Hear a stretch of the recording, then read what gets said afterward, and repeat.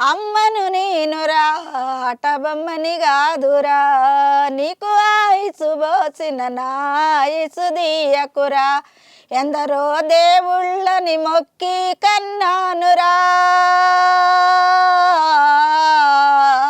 దేవుళ్ళ సాక్షిగా నన్ను విడిసిపోకురా, నన్ను మరిసిపోకురా, ఏ రాత రాసినావు దేవుడా, ఏ గీత గీసినావు దేవుడా, నీ బుడి బుడి నడకలలోనే మురిసిపోయానుర, నీ చిట్టి పొట్టి మాటలతో ఉప్పొంగిపోతినిరా, నీ ఆట పాట చూసి నేను ఆనందపడ్డానురా, నువ్వు చదువులెన్నో చదివితే నేను సంబరపడ్డానురా, నీకు పెళ్లి చేసి ఊరు వాడ పండగ చేశానురా, కని పెంచిన అమ్మను నేనురా, నువ్వు ఆడుకునే ఆట బొమ్మని కాదురా.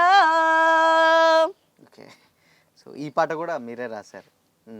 ఎన్ని ఎలా గుర్తుంటాయి మరి మీకు ఇంత పాటలు? బ్యాక్ టు బ్యాక్ పాడుతూనే ఉన్నారు బానే. గుర్తుంటాయ్యా.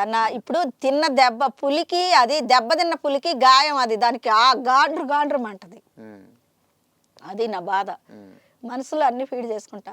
కనీసం నేను 7 సంవత్సరాల పిల్లప్పుడు అసలు ఆ ఇంట్లో ఏం జరిగింది అన్నది కూడా అమ్మోళ్ళ కాడ కూడా, అమ్మ చనిపోయినాక నేను మొత్తం రిపీట్ చేసుకొని అమ్మ దగ్గర నుంచి బంగారం కానీ ఆస్తి కానీ కూడా ఏమి చెందుకోలేకపోయినా, అత్తగారి కాడిది చెందుకోలేకపోయినా, ఇంత కష్టపడి ఈ మొగుడితో, తాగుబోతు మొగుడితో ఇన్ని కష్టాలు పడి ఈ బిడ్డలను సాది గవర్నమెంట్లో చదివించి పెళ్ళిళ్ళు చేసిన చివరికి వచ్చింది ఒక్కదాన్నే, పోయేది ఒక్కదాన్నే. అది ఎవరికైనా ఉందయ్యా, కోటేశ్వర్లకు కూడా ఉంది.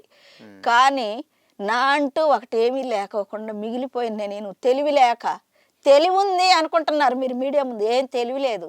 ఏ ఫ్యామిలీ కాడ తెలివి ఉండి ఏం చంపాయలేదు, ఎవరిది ఏం ఆశించాల. నా రెక్కల కష్టమే నా బిడ్డలను చదివిచ్చి, నా బిడ్డలను సాది పెళ్లిళ్ళు చేసిన నా చేతనైన వరకు. మరి ఇంకేమైనా రాస్తున్నారా పాటలు? ముందు రాస్తానా, ఇంకా రాస్తా, నా జీవితం మీద రాస్తా, ఇంకా మీలాంటి చదువుకున్న చదువు మీద రాస్తా. ఇప్పుడు ఈ నగరానికి పల్లెల నుంచి వచ్చేవాళ్ళు పట్నం వచ్చి కష్టపడి బతుకుతున్నారు కదా. ఇప్పుడు మళ్ళీ మొన్న కూడా నాకు ఇప్పుడు గాంధీలో డాక్టర్లను చూస్తే నేను అనుకున్నా, ఎన్నెన్ని డబ్బులు పెట్టి ఇంగ్లీష్ మీడియాలు చదివిచ్చి ఎంబీబీఎస్ చదివిచ్చి డాక్టర్లను చేసి ఈ ప్రభుత్వ హాస్పిటల్లో జాబులు వస్తే కనీసం కన్న తల్లి మూలబడితే చూడలేని ఇప్పుడున్న జనరేషన్లో ఆ హాస్పిటల్లో అంత ఓపికతోటి వాళ్ళు చదివిన చదువు, ఆ 3వ నేత్రం అది అని చెప్పి చదువు లేకనే కదా నేను ఇట్లా వెనకబడిపోయినా. అయితే ఒకసారి కూడా నేను ఇట్లా ఊరికి పోతుంటే, అమ్మోళ్ళ కాడ నుంచి అత్తగారు ఊరు పోతుంటే బస్సు బోర్డు నాకు తెలియట్లా.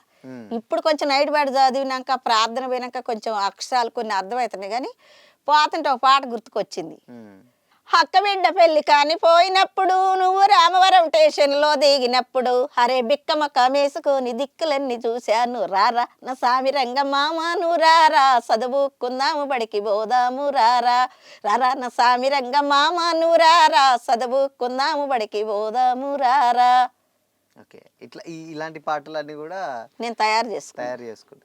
ఇవి మరి చరణ పల్లవి వరకు ఓకే, మొత్తం వీటికి కంటిన్యూస్ గా రాస్తారా?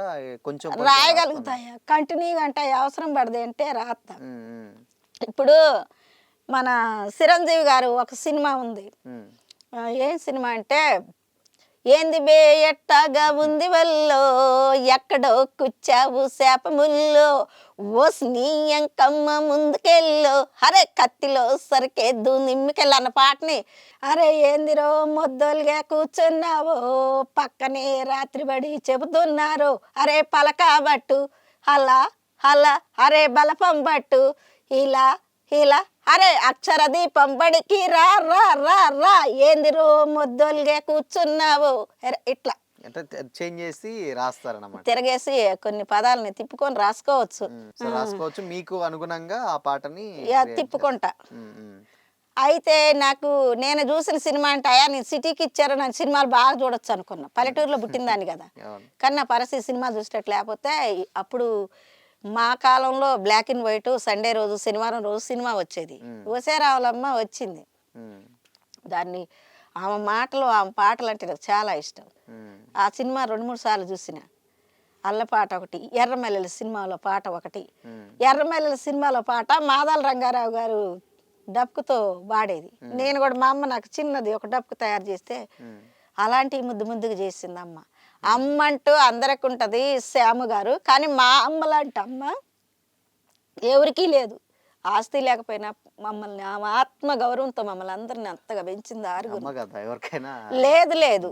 అయితే 3 కాన్పులు కూడా అత్తగారింటి కాడ చేయకుండా అమ్మ వాళ్ళ ఇంటి కాడే చేసింది. అన్ని విధాల సౌకర్యాలు మా నలుగురికి అందించింది. 2 కొడుకులను కూడా ఎంత కళ్ళ రెప్పలాగా చూసింది.